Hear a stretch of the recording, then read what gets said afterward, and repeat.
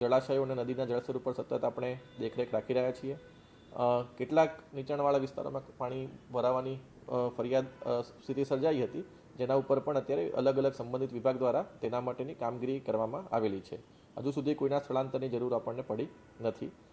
કેટલાક કાચા મકાનોને નુકસાન થયું છે, એ સિવાય કોઈ જાનહાનિ મોટી કે વ્યાપક નુકસાનનું નોંધાયેલ નથી. તૈયારીની વાત કરીએ તો જિલ્લા ઇમરજન્સી ઓપરેશન સેન્ટર આપણું 24/7 કાર્યરત છે. તમામ તાલુકાના કંટ્રોલ રૂમ પણ કાર્યરત છે. એ સિવાય સુરત મહાનગરપાલિકાનો ફાયર વિભાગ, કામરેજનું ERC સેન્ટર તેમજ તમામ નગરપાલિકાઓના ફાયર વિભાગ પણ બચાવ અને રાહતની કામગીરી માટે સંપૂર્ણ સુસજ્જ છે. તમામ લાઇન વિભાગ, R&B, વીજળી વિભાગ, સિંચાઈ તમામ સાથે અત્યારે સતત સંકલન રાખવામાં આવી રહ્યું છે અને જરૂરિયાત મુજબ જો જરૂર પડે તો તાત્કાલિક પ્રતિસાદ માટે અધિકારીઓની કોન્ટેક્ટ ડાયરેક્ટરી પણ તૈયાર રાખવામાં આવેલ છે.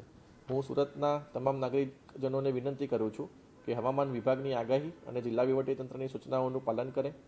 ભારે વરસાદ દરમિયાન બિનજરૂરી મુસાફરી ટાળે. નદી, નાળા, કોઝવે અને પાણી ભરાયેલા માર્ગો પાર કરવાનો પ્રયત્ન ન કરે અને અફવાઓથી ખાસ કરીને દૂર રહે અને સત્તાવાર માહિતી પર જ વિશ્વાસ રાખે. અને કોઈ પણ ઇમરજન્સી કે મુશ્કેલી હોય તો જિલ્લા કંટ્રોલ રૂમ અથવા સ્થાનિક તંત્રનો તાત્કાલિક સંપર્ક કરે.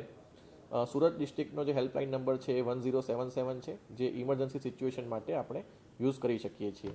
એટલે અત્યારે હાલ ભારે વરસાદ અલગ અલગ તાલુકામાં નોંધાયેલો છે, પરંતુ અત્યારે કોઈ ભયજનક અત્યારે કોઈ પરિસ્થિતિ નથી અને વહીવટીતંત્ર તૈયાર છે અને કંઈ પણ પ્રકારની મુશ્કેલી આવે તો અમારું સમગ્ર તંત્ર મદદ કરવા માટે તૈયાર છે. જય હિન્દ.